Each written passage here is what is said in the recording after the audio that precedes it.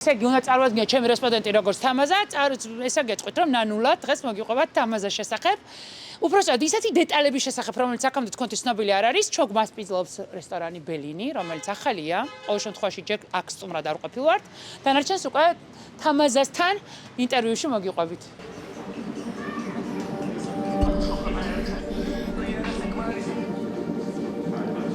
მოხვედი, ჩემს გაჭამოეხლა, როგორ ახლა?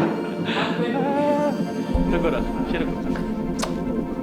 ძალიან მიხარია რომ ჩვენი შესახვედრა როგორღაც შედგა, მანამდე მქონდა, მაგრამ მე რაღაც ერთული პერიოდები დაგეწყო, მე რაღაც აღარ მქონდა მის რესურსი, დრო, ენერგია და ეხლა თქვი რომ დღეს მეთქი ნანუკას გადაცემა ბოლომდე სადაც ავარ. ხო, მაგრამ დიდ არ ახარ, არა? დიდად გადაცემების ამბავში არ ახარ, არა? წერენ და მეზარება. ხო. არ დავდივარ. ხო, მაგრამ მე ძალიან მიხარია ჩემს სტუმარი. ხო. ეხლა რაღაც ერთ გადაცემაში ვიყავი, თხოვეს და ის გადაცემა რომ დავწერდა ერთი ათმა მომწერა და თან არ მინდა ხა ზოგი რო სტარტაპია, ზოგი არ სტარტაპი არ არის, მაგრამ რაღაცა მეზარება. ხო, მაგრამ ძალიან მიხარია რა ჩვენთან. ძალიან დიდად. იმიტომ რომ მე მგონია რომ ჩვენ ადამიანებს რაღაცა კუთხით რომ ვიცნობთ ეს ეთერიდან შენი იმიჯი, შენი ამ რაღაცა მუდამ ხიარულები და იმის მიღმა ძალიან ბევრი საინტერესო დეტალია, სადაც შეღწევა ძალიან მნიშვნელოვანია ხოლმე რა. და შენ საყვარელი გმირი ხარ. სხვათა შორის შენ რო გადაცემაში იყავი, რა ერქვა იმ გადაცემას რუსთავიორზე? Prime House. არასოდეს არ მაქვს ნანახი. თუ არ ჩავთვლით Facebook-ზე დეტალებს, აი რაღაცებს რო აღდებდნენ რა. მაგრამ შენ იყავი ჩემი საყვარელი გმირი და მახსოვს კიდევაც მაშინ დავწერე რომ კომენტარი და ჩემი რომ ჩამიგდეს რა. კომენტარი დავწერე რომ ხახნო რუსთავიორის გვერდზე ვწერთ თქვა ამბიჩი ისე გულშემატკივრობ რომ რუსთავიორის page-ზე გისწევთ თქო რა ეს ბიჭი. და იმ ხელა სიკეთეს, აი რაღაცა პოზიტივ სიკეთეს, რაღაცა ანუ ძალიან კარგად იკითხება შენს სულ რო შეუიარაღებელი თვალითაც რომ ადამიანი ხარ. ძალიან დიდი მადლობა. ქუჩაში სულ რო 9 თავუცხომ გამაჩეროს რა. აი სულ რო მშელო საქმეზე მივდეთ ველაპარაკები, ურთიერთობები იმდენად მიყვარს, რომ აი შეიძლება გაობა მე იმის ამბები მოვისმინო. აი 1 საათ ნახევარს აი ქუჩაში გავლენს დავუთმო. იმ Prime House-შიც კი რომელიც ჩემთვის არის კატასტროფა ფსკერსქვევით გადაცემა, იმ გარემომაც კი ვერ მოახერხა შენი დაზიანება. მიხდი რაღაცა იმ გარემოშიც კი რაღაცნაირად ასხივებ, რომ ძალიან კაი ხარ რა, ძალიან კაი ადამიანი ხარ. იცი რა არის, ბავშვობით დავიწყოთ. კონდა ძალიან ლაღი ბავშვობა. თავიდან არ იყო ლაღი, მაგრამ აი ჩვენი მშობლები მაქსიმალურ საკეთებდნენ, რომ მე და ჩემს ძმას კარგი ცხოვრება გქონიყო. ანუ რას გულისხმობს სილაღეში? არაფერი არ გაკლდა, თამ სათამაშოები გქონდა, ეზოში ბავშვები არ გაბულინგებდნენ, თუ აი შენთვის სილაღე რას ნიშნავს ბავშვობაში? ბავშვობიდან გვაჩვევდნენ შრომას და იმ პერიოდში ჩვენ რაც გქონდა, ეხლა გადმოსახედი შეგვიტყვეს, რომ არც არაფერი არ იყო. მაგრამ აი მატერიალი აი არასდროს არ ყოფილა ის, რომ აი რაღაცაზე გვეოცნება, ან აი იცი რატო ყოველთვის ვიცოდით ჩვენ მშობლებს რამდენი ქონდათ ფული. აი 3 წლის ბავშვს შეგვეძლო რომ აღქმა ქონოდა იმისა, რომ ჩემ მშობელს ახლა ფული არა აქვს. არა, ჩვენ ვიცოდით, იმიტომ რომ სულ მშობლების გვერდით ვიყავით. ჩვენი მშობლები ვენახში მუშაობდნენ, ხო და ჩვენც მათთან ერთად მუშაობდით და სულ ვიცოდით, რამდენი ვედრა პომიდორი დაკრიფეს, რა ღირდა, იმიტომ ბაზარში ჩვენც მივყვებოდით. რა ჩაგევარებინათ? ხო, თან აი შრომაც ძალიან გვაჩვევდნენ. რამდენი წლიდან? აი ხა იმ ასაკში რა შრომაც შეიძლება გაგვიჩნდეს. აი ვენახში რამდენი წლის იყავი რა დადიოდი ბავშვობაში? სულ მე რა ვიცი. აი რამდენი წლის? რაც დავიბადე და ფეხზე გავიარე. ვისთვის დაეტოვებინათ ბავშვი. ბებიაჩემიც ვენახში იყო, ჩემი მშობლებიც ვენახში იყო და ჩვენც ვენახში ვთამაშობდით. ანუ ვენახში გაიზარდე. ხო, აი ესე იყო. მე მოგწეს აი შრომა რო გვესწავლა სათითაო კვალი. რუებს ეძახიან, სადაც წყალი მოდის და მათ შორის ხო მიწა არის, ეს არის კვალი.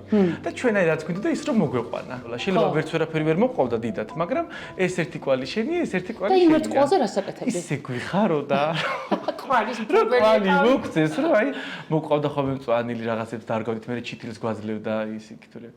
ანუ შენი ბავშვობა, შენი ეს გარემო, ბუნებრივი გარემო იყო შრომა. მაგრამ მაშინ ამას აღიქვამდი როგორც შრომას თუ როგორც გართობას. არა, ბავშვობიდანვე გვაჩვევდნენ შრომას და მე ეხაც რო აი გვაჩვევდნენ რას ნიშნავს ამაზე გესაუბრებოდნენ, გეუბნებოდნენ რომ ეს მნიშვნელოვანია თუ უბრალოდ აუცილებლად, კი. მიუხედავად იმისა, რომ თან კარგად ვსწავლობდით. რაც შეგვეძლო.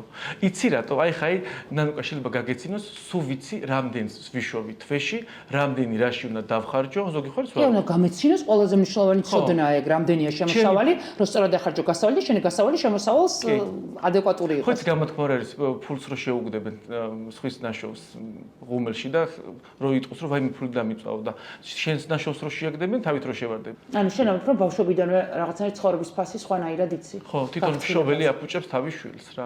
არასდროს მიუხედავად იმისა, რომ ეხა ფინანსურად კარგად ვცხოვრობთ, ეს ყველაფერი ჩვენი მშობლების დამსახურებაა. განა იმიტომ, რომ ჩვენი ჩემი მშობელი რამეს მაძლევს, ან შეიძლება რაღაცა ჩქვრით გამახაროს, არ მახსენდება, რომ რაღაცა ისეთი, აი, ყოველთვის გვაძლევდა მითითებას, რომ ამ კუთხით თუ წახვალ, ფულს იშოვი, რაღაცა თუ მინდა სხვას არ ველოდები რა. მე მახსოვს დედაშიმა დაგირეკა და გითხრა რომ სუნამო გიყიდა. ვაიმე ისე გამიხარდა. დაგეთყო. ხო, ისე გამიხარდა. დედა ემიგრაციაშია? კი. რამდენი წელია? 5 წელია რაც ემიგრაციაშია.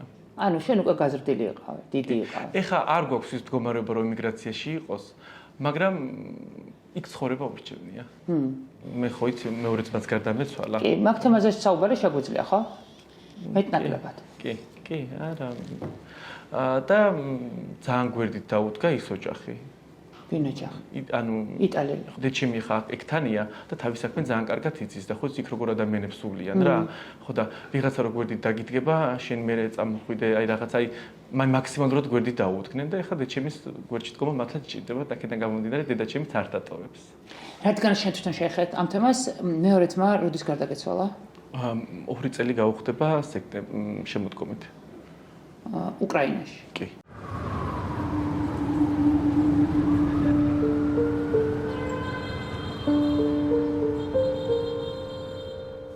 დიდიაში რო წავიდა, თქვენი რეაქცია რა იყო? თავიდანვე მოწოდება ეგ ქონდა. მამაჩემიც ჯარისკაცია, ბიძაჩემიც ჯარისკაცია. ერთი ბიძა გადასული მყავს ისაც სამხედრო. ბავშვობიდანვე ქონდა ინტერესი და მამაჩემსაც ძალიან უხაროდა ხოლმე ის მაგის ზომაზე აკერილებდა ფორმას, ფეხსაც მელს. აი უყვარდა რაც იყო ჯართან დაკავშირებული და პირველი სტრესი იყო, როდესაც გაიგეთ რომ შემიდიოდა? მე უკვე გავიგე რომ უკრაინაში იყო. ხო. ფაქტის ნაშთაგა. ხო, ერთად ცხოვრობდით და ვიცოდი რომ წავიდათ მეგობრებთან ერთად. მე რა არ გავაკეთეთ, ძალიან გაგვიჭირდა. რას გულისხმობ ძალიან გაგვიჭირდა შე? კონტაქტებზე გასვლა. მაგრამ მე არ არსებობს კონტაქტი ვერ გავი. მე გავაკეთეთ ის რომ ჩამოვიყვანეთ. რა ძალით? თვითონ სამხედროში ჩავერიეთ და დაუბრაკეთ, ისე რომ ჩვენს ბამარც იცოდა. ჩემი ძმა იყო მზარეული, ბენდუქის უნივერსიტეტი დავამთავრებინეთ. ხო და ისე გავაკეთეთ, რომ ისეთი საბუთი მივეცით იქ უკრაინაში, რომ ეს ამისთვის არ შეიძლება ესე ომში ბრძოლა რა. ესე დაბრუნდა, წამოვიდა თბილისში. ხო და ჩვენ ახლა აქ მე რესტორანი გახსნა, წილში იყო. ისეთი ხათრიანი იყო ხა რომ მახსენდება რომ აი ვერც მიბედავდა რომ ეთქვა რომ ეს რეკლამა ჩამეწერა იმისი რესტორნისთვის. აი რა. ხო, თურმე ხანიკიდან ულის ხანაკიდან. აი ისეთი ხათრიანი რომ მეტი რო შეიძლება და ვეჩხუბებოდი და ვეუბნებოდი რომ აი რაღაცა მე მომბაძე რომ იშოვი ამ ფულს, სად უნდა წაიღო, რომ აი ეს მე დაგრჩება, ეს შენთვის არის კარგი. რა აი მე ეხა მე რო გარდაიცვალა მე ის მონაწილეები რომ ნახე, მე უფრო მივხვდი რომ აი რო არ იცნობ ადამიანს საერთოდ. აი, ვაფშე. მე მგონია რომ აი დილეს აღმოჩნდა ერთად რო ხარ და ვაფშე არ იცი ვინ არის. რა დრამ დაგანახა ეგ? აი, ერიცხება ფული. და მივდივარ სახში, მე ვეჩალიჩები რომ სახლს ვარემონტებ, რაღაც ამდენი დამიჯდა, ხო და განა ის რომ არ გქონდა იმის ფული რომ ყველაფერი გვეყიდა. აი მე იცი რაც ვაჩვევდი რომ აი მე მოგცემ არა მაქვს პრობლემა, თავს ვერთი ზომა ვიყავით. გინასტანსაც მე არც გქონდა მაგაზე ფეხსაცმელი, მაგრამ ვეუბნებოდი არა, იყიდე შენი ფულით. მე ეგ მჭირდება. ანუ ცხოვრება სასწაულიდი გეგონა. მე ის რაღაცა ირო ჩაირიცხებოდა ფული და რაღაცის გამოძახება რომ მინდოდა რა გამოვიძახოთ რაღაცა შეწყო ჩაკერიცხა ფული. არა, მე არ მინდა ვჭამე. ესე იტყოდა რა.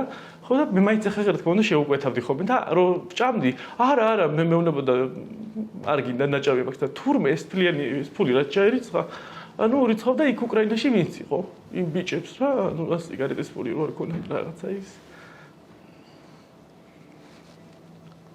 მე კიდევ მე ხაი რომ მახსენდება რომ აი მე რასა ვფიქრობ და თურმე ის როგორი ადამიანი ყოფილა რა რომ აი 2000 ლარი რო ჩაერიცხა ხელფასი და ლარს რო შენთვის არ იტოვებ და უკრაინაში აგუზავნეს ხებს. ვქეკავდი რა ქონდა რომ მეთქი ხანდახან ვიტყოდი ხოლმე რომ აი ძალიან გახდა ნეტა ჭამთ მე ავყევი მე მეგონა აი რაღაცა აი კაზინოში ხო არ თამაშობს რაღაცა ესეთი თემა ის მანდაც ვერა და თუმცა რა ხდება მე ისე მოხდა რომ მე მაქვს ხოლმე ეხლა აღარც ვიხდი მეგობრების შეკრების დღე. მე სიცხება ეგ დღე. ხო და დიდი სუფრა გადავიხადე სოფელში. მთელი სამეგობრო მყავდა. იმ საღამოს დაესწრო ჩემს მეგობრებთან ერთად და მე იმ საღამოს გაიბარა. და რო ჩავიდა, რო იცოდა რომ ჩვენ ისევ თუ ქართველების ბანაკში მოხვდებოდა, ისევ არ შეუშვებდნენ, იმიტომ რომ მე აქედან გაფრთხილებული მყავდა ყველა. სულ ვიცოდი. ერთადერთი ვისანაც კონტაქტზე ვერ გავდიოდი, იყო უკრაინელების. ხო და ამან ისეთი ეშმაკი იყო, რომ იცოდა რომ ჩვენ თუ ეს ქართველებთან ჩავიდოდნენ, რა ის რა ქვია. უკან გამოუშვებდნენ და წავიდა უკრაინელების მხარეს. იქაც რო ჩავიდა, ეძალაბებდნენ წადი, მაინც აი რომ რო იცოდნენ და შემოუთხრა რომ ერთი შვილი გარდაცვლილი მყავსო და ეხლა ეგაც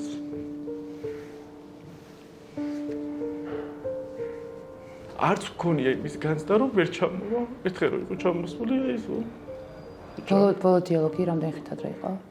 აი რომ მივწერდით რომ ლევა რაშვილი როგორ ახარ? კარგად. სხვა დანარჩენი არაფერი. მე რო ვარ დავჯდები მოყვები ხანტონე ხომ ეცადეთ წასავით განსხვავდება. არ ჩაგახევით და თავის გულში რა რომ აი ანრას განისტით და მე დარეკა რომ ისო რა ქვია. მე უნდა წამოვიდეო. ვაიმე ისე გაგვიხარდა რომ ბრუნდება რაღაცა და თურმე რა ყოფილა ეს უკრაინის ომში აკეთებდა დრონებს. ძალიან მაგარი მიზანი ჰქონდა და თურმე დრონებს აკეთებდა და მე უთხრეს რომ შემჩნეული ხარო. და აიყვანეს ძებნაზე. ეს ხოდა ვინც იყო არ ვიცი მაგათ მეთაური მან უთხრა რომ აქ სხვებსაც პრობლემა შეუქმნიო რადგან შენ გეძებენო. ხოდა ისო რა ქვია წადი საქართველოსში რა. მოწერდა რამდენიმე დღეში რასაც ებრძოდა კაკარას მან იმსხვერპლა მიყიდა დრონმა თუ რა ვიღაც ქვია.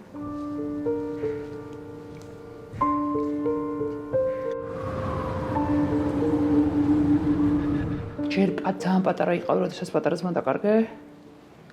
მე როდესაც გაიზარდე და რაღაცა თითქოს ცხოვრება შერკება უნდა დაგეწყო უფროსი ძმა. რო დავიბადეთ, ვერ ვიგებდი რატო იცვათ ყველა შავები. ხო იცი ბავშვი რო ხარ რაღაცა და ჩემი ძმაც 8 წლის იყო პირველი ძმა.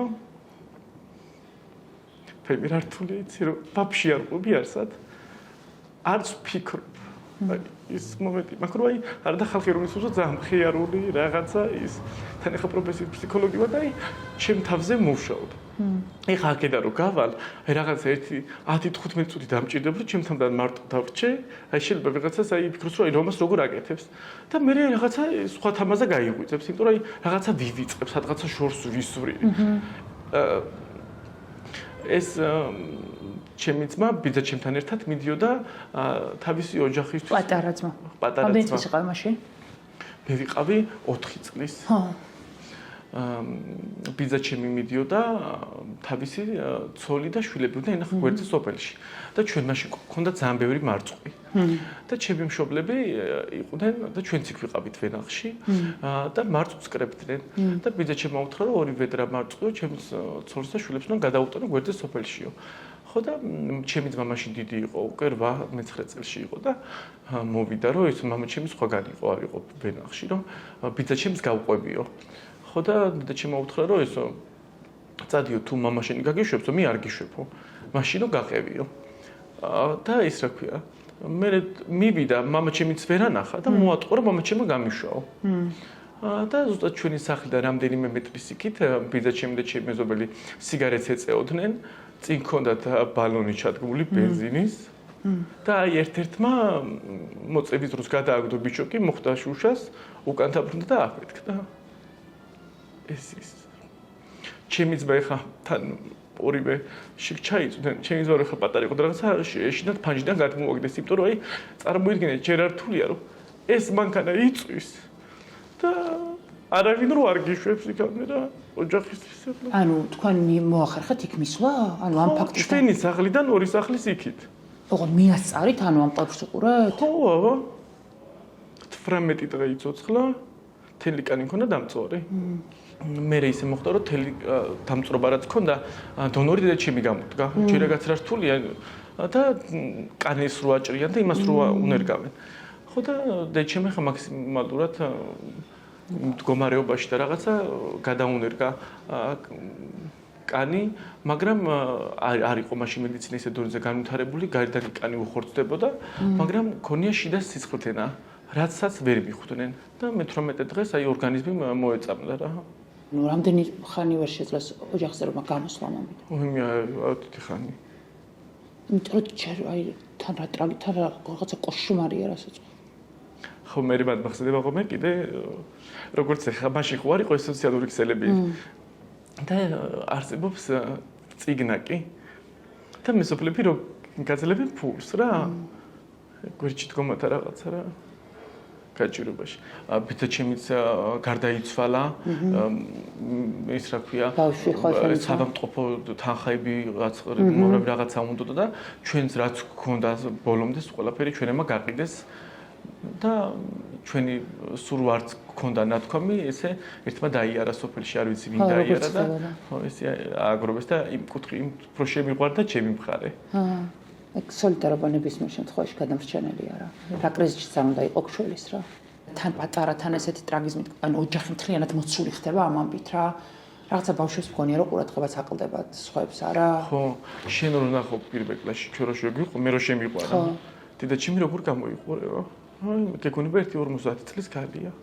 სუშავები ეს მაგრამ ნელ-ნელა დრო რო გადის ახლა ტკივილს ვერი ვიწყებ არ არსებობს ხო გამორიცხო უბრალოდ მე გადაგაქვს სხვა რაღაცაზე ამით ცხოვრებას სწავლობ უბრალოდ ამ ტრაგედიით რა კი და აუცილებელია რომ მაქსიმალურად დატვირთული რომ საფიქრალი დრო არ გქონდეს ხო საშუალია გარ ეს ხალხიც ვერ იგებს ერთხელ სუპრაზე მოვხვდი და რაღაცა ისეთი თუს ვიღაცას იცნობ ვიღაცას დაინახავ რომ ის ჩემს მას ერთად დადიო და მეგობარი იყო რაღაცის და აი მინდა ხომ რომ აი არ შევხედო და ვივიწყო არ გავიხსენო ხო და ამას რო ვყვები ხალხიც ვერ იგებს აი რო ეუბნები რომ აი არ უნდა დაგავიწყდეს ანუ არ უნდა ვერც დაგავიწყდება უბრალოდ აი თუ გინდა რომ გადარჩე ცხოვრება გააგრძელო უნდა დაგავიწყდეს ხანდახან მაინც აუცილებელია რომ რაღაცა აი დისტანცირება ამ თემასთან მოხდა სულად გეთანხმე ანუ რამხელა მისია გაკისრია დედასთან ახლა ერთი რო ხარ დარჩენილ და ეს მთელი მისი ათმაგად ანუ სადგურცნობ მაგას რა ცოტა რთული მისიით ხარ მშობელ დედასთან და ოჯახში ჩვენ არა გქონია არასდროს შეზღუდვა ხო აი მშობლებისგან რომ აი კიდაც აი ხა ძალიან მეცინება ხოლმე რაღაცის გამო რომ მშობელი შვილს არ იღებს მეზობლის გამო და აი ნებისმიერი რამის გამო შენ არ ახარ მშობელი რა თქმა უნდა შენ ახარ ვიღაცა აი გეთანხმები ხო ის შენ დედა არ ზედა ქვია და არც მამა ქვია ჩვენ ეგ მომენტი არ გქონია ეხა ის მომენტი გამიშთ ეხა მარტო რომ დავრჩი რომ აი რაღაცა ისეთ ადგილზე არ მოვხვდე როგორ გითხრაი რაც ჩემს ჯანმრთელობას თქვა აი როგორ გითხრაი როგორ აგიხსნა განა იმიტომ რომ ჩემი თავი მიყვარს და რაღაცა ხო აი რაღაცა ისი არ მოხდეს რომ აი მეც რაღაცა მემართოს თქვა და მესმის ცირერთა აუ ძალიან დიდ ძალიან რაღაცაზე შევეხა ისაცა და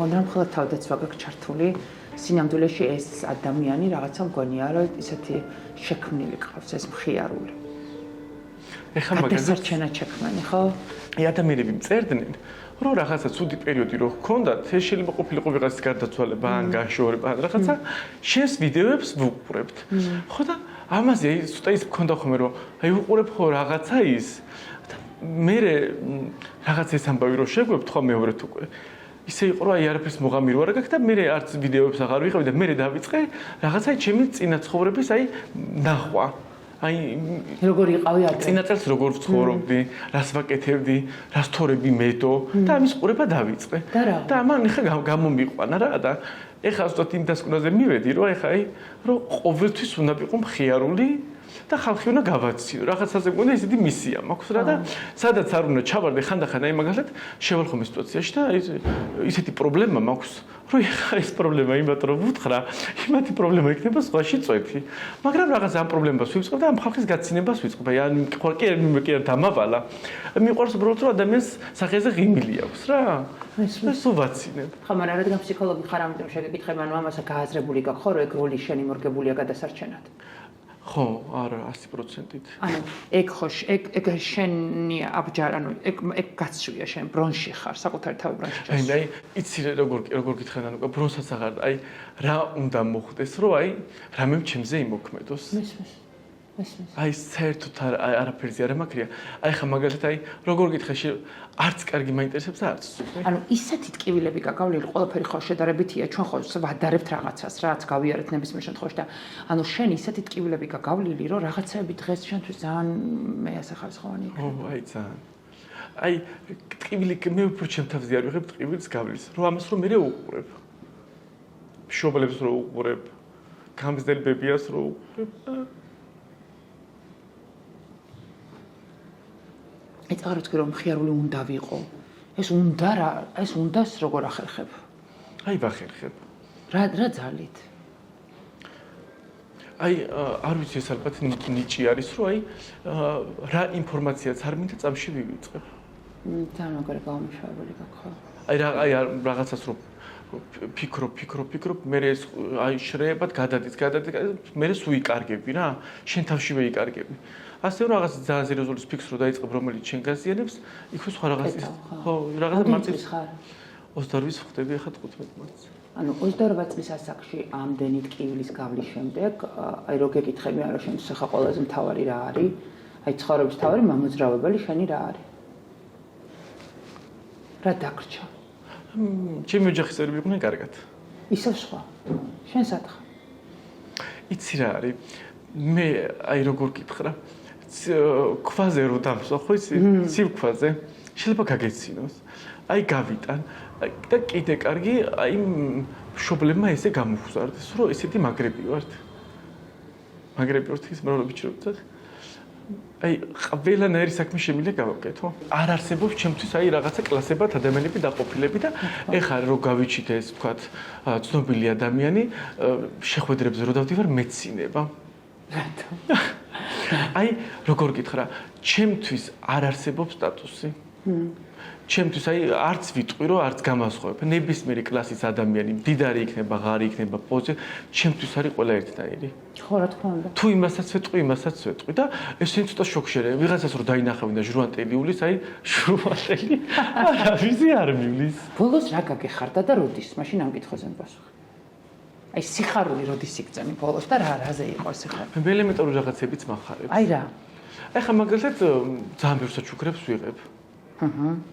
ეხლა ბოლოს დედაჩემაც რაღაცები გამომიგზავნა იტალიიდან ჩასაცმელები. კიდე ემიგრანტებმა გამომიგზავნეს წასაცმელები. ეს ბოლო ეს სიხარულები ეს იყო სურამო გამომიგზავნეს რაღაცები მახარებს. ხო, კაია. რა შემოგრჩა ეგ? ხო. არა კი როგორ არა. ჩემი მეგობრები მახარებენ. ახალი მეგობრების თითქმის ნახევარზე მეტი დავკარგე. რატო? დავიმშვიდობე. იცი, აი როგორ გითხრა? ვიხდიდი ხოლმე ძალიან დიდ დაბადების დღეებს. მე ვთქვი რომ დაბადების დღეს აღარ გადავიხდი. ეს შენი ძმის ამბის მე რა? ხო, იმიტომ რომ მე ვარ ძალიან დაკვირვებული ადამიანი. სულ ვიცი გაჭირებაში ვინ მიდგას გვერდით და ვინ არ მიდგას გვერდით. ეხლა შეიძლება ეს იყოს ბოღმიანი არა. რატომ მნიშვნელოვანი დაკვირვებაა? კი, ვინც იმ დროს არ დამიდგა გვერდით, არ მომიკითხა. ასეთმა ადამიანმა იარსება, რომ ძმის გარდაცვალების დროს არ მოგიკითხა? ან მომიკითხა და იმ ადამიანში დავინახე, რომ ის იყო აი ესეთი მოკითხვა რა. აი რომ მოდი მოვიკითხო და აი არა, მე ეგეთი ადამიანი არა ვარ. ხა. მე ვატყობ ადამიანს, ვინ მოგიკითხა გულით და ვინ არ მოგიკითხა გულით. მე არ მიყვარს ადამიანის დაკარგვა, კაი გამარჯობა, კაი სალამი, შეიძლება რომ დამინახო, შეიძლება ხელში დავიტესო, ჩავიღო. მაგრამ ის იქ მითავრდება, იმიტომ ის ქუჩაში შეხვდა და დავინახე, თორე ის გულთან ახლოს შეიძლება ორ ხელზე არ დამეტიოს ისეთი შევიწრო და ჩემი წრე, როცა 150 კაციან დაბადების დღეს არ ვეცახ. შენი აზრით რა ნიშა გაქვს დღეს სატელევიზიო აი ამ სივრცეში? შენ თავარ პლუსი ბენეფიტები რა არის? ვაიმე აი არ ვიცი. მე ერთ რამეს გეტყვი, შეიძლება ხალხი ხო ოცნებობს, რომ აი ესე ამდენი ადამიანი იცნობდეს, გინდაც აი რაღაცა პროექტი დავიწყებთ, არის წარმატებული. აი ეგეთი აი საერთოდ არ მაინტერესებს. მაშინ რატო აკეთებ? იმიტომ რომ შემოსავალი აქვს. გავიგე. ეხა მე კომპანიაშიც მუშაობ, იქიდანაც შემოსავლი მაქვს, რომ რაღაცა ისეთი კაპიტალი დავაგროვო, რომ აი გეტყვი რა, რაღაცა ისე ჯანმრთელობას არ მიდიხარ. აი მე შინია რომ ვიღაცა რო გახდეს ცუდად, მე არ მქონდეს ის საშუალება, რომ ან შენ თავს მიხედო, ან სხვას მიხედო. ამიტომ ტრამვა გაქვს. ხო რა, აი შრომობ რომ რაღაცა დააგროვო ისეთი, რომ თან ეხა იმედი კი მაქვს, რომ ყველა დაგეხმარებით გაგიშველი. ხო, მაგაზე 200 არ არსებობს, მაგრამ მაინც ჯობია რომ ისე შენი თავის იმედი უნდა გქონდეს და არა სხვისი. აი ამან გადაგვარჩინა. არა კაკადას გადამუშავებული. ხო. ჭრილობა ისე შეკერე და შეგნით ჭირქია. მე ყოველწლიერი არის. არა, რატო შეგინა გახსნა. მაგრამ როცა რაღაცისგან გარბი ხარ და რაღაცას ძალიან შორს ტოვებ, მაშინ ჭრილობას ვერ ხსნი. ალბათ მოვაეთ დრო რომ ჭრილობის გახსნა მოგინდება და ამოწმენდა. ალბათ იქნება მაგისტროც. ხო, თან ახლა რო გისმენ ჯერ პატარა ძმის ჭრილობას არ გაგახსნილი. სოფელში რომ ჩავდივარ ხომ მინდა რომ რაღაცა აი, მაგრამ იმ როგორ გითხრა, შვიდმკვდარი დედა ან მამა ან ვინც არ უნდა იყოს რა. იმას უკვე ცხოვრება ეცვლება. რა თქმა უნდა. ეცვლება. და მე გამოხედვაშიც კი ვცნობ ხალხს.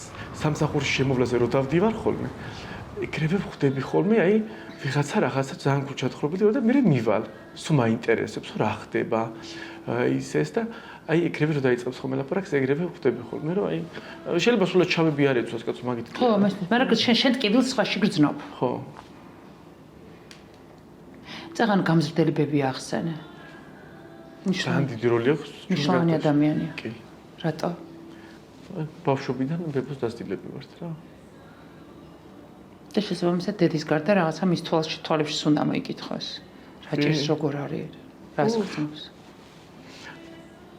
რა მე მოსახლიდან არც გამოსულა ბებიაჩი იმის მერე. კაი რა. არა ხო. ისიც ბებიაჩი მე არის ის ბებიაჩემს ის ყავს რა ქვია, შვილი გარდა რო დაიწყო ის. ხო, მისი შვილი. ხო. პირველი შვილი ახლა მეორე. და რაღაცა. უსამართლობის განცდა. აი რაღაცა ღმერთთან დიალოგი მე რატო ვარ ესეთ სულ ტკივილებში აი ეს ქონია თუ დამპირაც გეკითხები. არა, აი მაგაზე არც მიფიქრია. მასე ღმერთ რო ფიქრი დავიწყო, ალბათ თქვენი სულაც უნდა დავიწყო. არა, ეგეთ რაღაცებზე არ ვიღაცა დანაშაულო. ზოგადად არ მიყოს ხოლმე ვიღაცის დანაშაულო.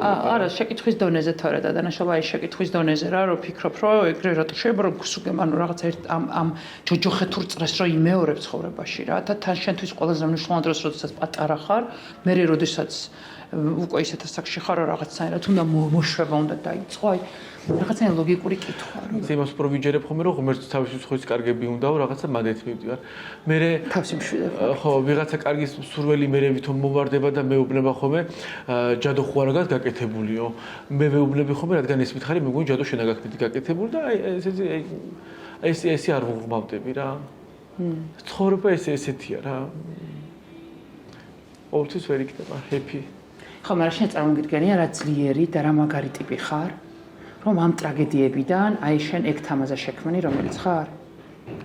ანუ შენ თავზე გიფიქრია, რამდენად შენში რამდენად ძლიერია გადარჩენის ინსტინქტით დაწყებული, ბევრი სხვა ინსტინქტები, რომ ანუ იმ ადამიანმა, რომელმაც ეს ტრაგედიები გაიარე, უდიდეს ტრაგედიები გაიარე, სიგიჟე, ეს შავი ენერგიასაც წაიღე. აი მაგ შავ ენერგიას გარდაქმნი იმას რო ქვია. მთლიანად პოზიტიურად. ანუ რა მაგარი ტიპი ხარ აცნობიერე. და აი ხა ჩემს მე ვცხოვრობ მარტო. და ის რა ქვია, შენ მეცინებ ხა გარეთ რო გამოდივარ ვარ ძალიან ენერგიული. სახში ხო ძალიან შენ რო სახში დამინახავ შეიძლება გული გაკისკდეს. აი ხო სახში საერთოდ ასე მგონია რომ მივდივარ ვირთვები. აი ესე დავждები და ფიქრში შეიძლება ღამე დამათენდეს. და დილით ისე რაღაცა გეგურება ერთად სხეულში ორი ადამიანი ცხოვრობს რა. და სხვასთან ერთადაც მე უკვე ხასიათში გადამდის ხოლმე რაღაცა ხო ხასიათის ცვლილება მაქვს დღის განმავლობაში. მე გახსენდება მარტო რო რჩები, აი მაგიტოა. მარტო რო რჩები, იწყებ ესეთ რაღაცებზე ფიქრს, რაც არ უნდა ფიქრობდე. არ მიყვარს ხოლმე ვიღაცას თავზე შემოვახვიო. მარტო, ჯერ მარტო. არც აპელირება ეხლა სოციალურ ქსელებშიც, აი რაღაცა. ხო, არ გიყვარს შენ ამ თემებს, იმიტომ რომ მახსოვს მაშინ არც კი ხა ძალიან რთულად დაგითანხმეთ რა. ხო. არ გიყვარს ამ თემებს. მაშინ რომ აი არ მინდოდა რომ რაღაცა სოციალურ ქსელში რაღაცა განხილვისაგანი ყოფილიყო, ტყივილი ძალიან ახალი იყო, მივხვდი მაგ. ჩემზე რაც არ უნდა დაწერონ, ვაი მე რეაქცია არა მაქვს. მაგრამ ის არ შემეშინდა რომ მე თავიდან სოციალურ ქსელში რო გამოვჩდი ისე მოხდა რომ ერთ დღეში გამოისწო ხალხმა და კომენტარები რო წავიკითხე არ მომეწონა და მე ყველა სოციალურ ქსელი გავაუქმე მე რაღაცა როგორ მოხდა ეს ყველაფერი კი აღარ ვიცი ხო და ეხა ის ნერვის დარღვი მაგ გაწყვეტილი რომ ჩემზე რა უნდა დაწერონ რომ აი ვინერვიულო და მეთქი ხა რაღაცა ჩემ ძმაზე რომ მოვყვე ან ერთი ან მეორე და რამე ესეთი კომენტარი დავფუთოს მეთქი მაგაც ძალიან ვინერვიულებ რა და აქედან გამოს თავს ვიკავებ რომ აი არსად არ თქვა არ ძალიან დიდი მადლობა რომ ეს ადამიანი მომეცი საშუალება რომ მაყურებლისთვის ამ ეთერიდან მეჩვენები. ის მადლობა. ძალიან დიდი მადლობა. და ძალიან მაგარი ბიჭი ხარ. ძალიან. მე ვუსურვებ ყველა ადამიანს შენი გადარჩენის ინსტინქტს რა. ეგრეც იქნება. უნდა გაძლიერდნენ თავის თავთან დარჩენ მარტო და არავის იმედი არ უნდა გქონდეთ. მე მაქვს, აი წარმოიდგინე, ჩემი მშობლების, ბებია-ჩემის იმედი როგორ იცი? მაგრამ მაინც იმას უშვებ, რომ ჩემი თავის იმედი მე ვარ. აი, კი, რა თქმა უნდა, ეხა მაგას არც განვიხილებ, რომ ის რა ქვია, არც ვეძახი მე მშობლებს, რომ შვილს გვერდით არ ისეთი მშობლები მყავს, აი არ ვიცი. ღერთო ყველას ეგეთი მშობელი მიეცი. უბრალოდ შენი თავის იმედი შენს გარდა აი ვერავინ ვერ მოგხედავს რა. ეგ ამაქვს აი როგორ გითხრა ზენიტში აყვანილი. ძალიან მაგარი უნარია. ძალიან დიდი მადლობა ჩემს საყვარელო. ძალიან. ის მადლობა. ძალიან ბევრი ადამიანი საუბრობს უკვე იმაზე, როგორ უნდა დავიწყოთ, როგორ უნდა მოვიმატოთ, მათ შორის როგორ უნდა მოვიმატოთ, ესეც ძალიან მნიშვნელოვანია რომ იცოდეთ და ესეც ძალიან რთული თემაა. გადაცემის ამ ნაწილს წარმოგიდგენთ ენდოკრინოლოგიური კლინიკა 4 და 8. ამ კლინიკაში 8 ენდოკრინოლოგია, რაც ნიშნავს იმას, რომ 8 ადამიანს შეუძლია კომპეტენტურად გიპასუხოთ ამ შეკითხვაზე. როგორ უნდა დავიწყოთ, მაგრამ ვიდრე მათთან შევალთ, მე გეტყვით, რომ დაკლების მთავარი საიდუმლოც და ჯადოქრობაც არის დისციპლინა და არის რუტინის შექმნა. ამის ცოდნა აუცილებელია მათთვის, ვინც ბარიატრიის ოპერაციას იკეთებს, იმიტომ რომ ერთია ოპერაცია, მაგრამ მთავარია პროცესი, რომელიც ამ ოპერაციის შემდეგ იწყება. დღეს 21 საუკუნეში არსებობს მილიონი ხელსაწყო იმისა, რომ სიტყვა დიეტა გავაქროთ და შევარჩევ ერთ კონკრეტულ ენდოკრინოლოგს. ეკა წაქაძე იქნება ის ადამიანი, რომელსაც დაუსვამ ძალიან ბევრ საინტერესო შეკითხვას და იქნებ თქვენც მიიღოთ კითხვაზე პასუხი. გარდა იმისა, როგორ უნდა დაიწყო წონაში, როგორ უნდა შეინარჩუნოთ ეს. როგორ ხართ? კარგად. თავარი თხოვნა რა არის როცა მოდიან? როგორ დავიკლო ერთ წრეში 15000 კილო? არა, რაღაცა ცოტა ამეღლდა ამ მხრივ ცნობიერება და ამ მოთხოვნით აღარ მოდიან, ხო. უამრავი ინფორმაცია არის უკვე ხელმისაწვდომი ამ მხრივაც და ყველა მიცის რომ ეს ერთ კვირაში 20 კილოს დაკლება შეუძლებელია და არც არის სასარგებლო. ამიტომ მოდიან ადეკვატური თხოვნებით. კი, ადეკვატური თხოვნებით, კი. ეს ადეკვატურობა რაში გამოიხატება? აი თვეში რამდენი კილოს დაკლებით? თვეში დაახლოებით 4-5 კილოს დაკლება. შენი აზრით მთავარი ფორმულა მაინც რა არის? კალორიების დეფიციტი?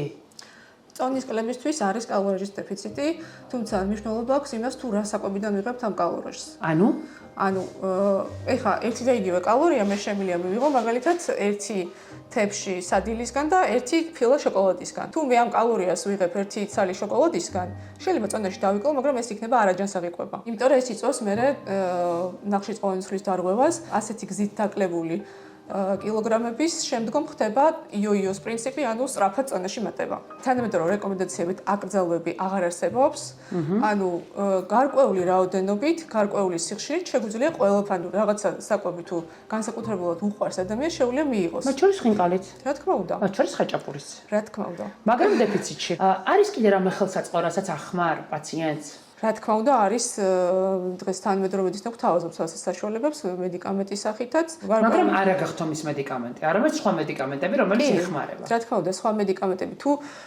გამოკვლევის საუწყლოდ დადგინდა, რომ პაციენტს აქვს სხვა ჰორმონალური დარღვევები, ესეც შეიძლება იყოს წონის კლების შემაფერხებელი და რა თქმა უნდა, ამის კორექციას ვაკეთებთ პირველ რიგში.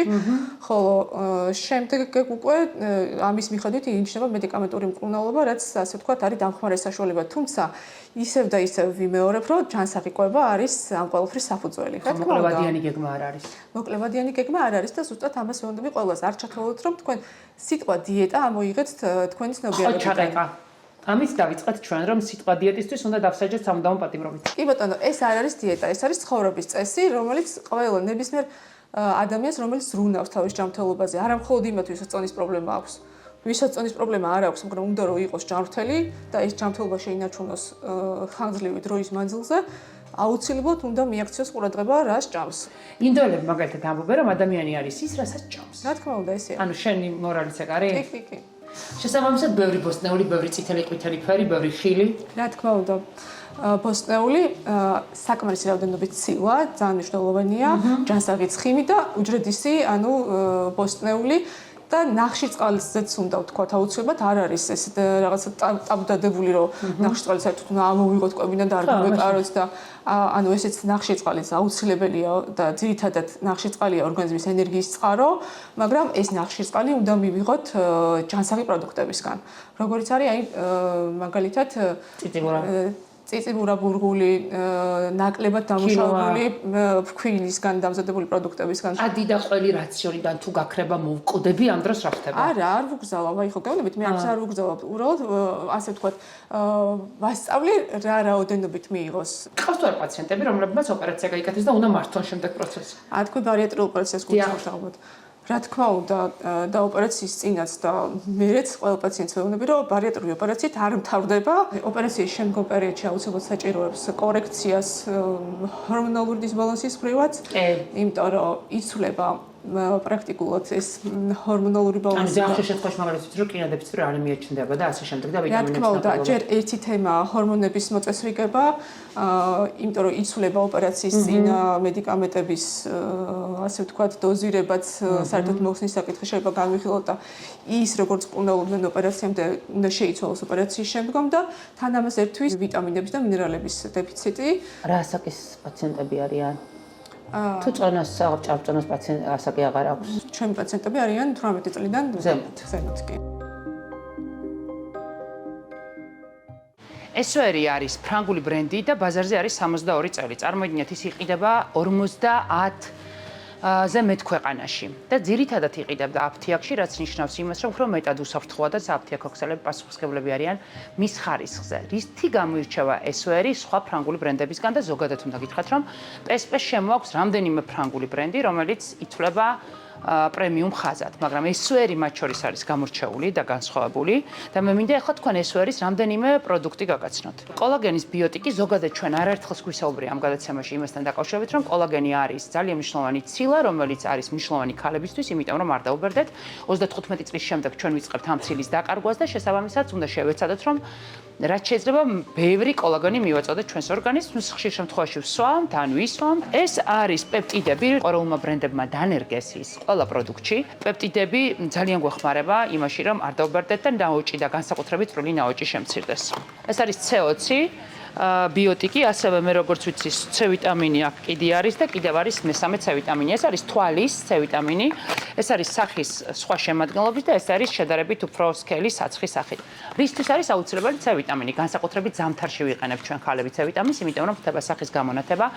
ერთგვაროვანი ხდება სახე, რაღაცნაირად ჩვენს ლაქებსაც უვლით C ვიტამინით და C ვიტამინს არ უყვარს მზე. ჯერ კიდევ არის დრო იმისა, რომ ესვერის C ვიტამინი თქვენს რუტინაში გააჩინოთ. ეს არის ჰიალურონი, ჰიალურონი ყველა ქალს უყვარს, იმიტომ რომ არის წყალი დატენიანება და შესაბამისად ეს არის ძალიან მნიშვნელოვანი ყველა სეზონზე და აუცილებელი ჩვენს რუტინაში და ეს არის კერა, რომელიც მე არ ვიცი, კერა ბიოტიკი, რომელიც არის სიახლე, თუმცა ეს არის განსაკუთრებით მნიშვნელოვანი იმ კანის ტიპისთვის, რომელიც არის გაღიზიანებული, აქვს სიწითლეები, აქერცვლა და ასე შემდეგ. კიდევ ერთხელ უნდა შეგახსენოთ, რომ ეს არის ფრანგული ბრენდი ესვერი 62 წლიანი ისტორიით. 62 წელი არის ძალიან ბევრი და როდესაც ბაზარზე 62 წლის განმავლობაში ხარ, ეს ნიშნავს იმას, რომ ორიენტირებული ხარ ხარისხზე და ქალებზე.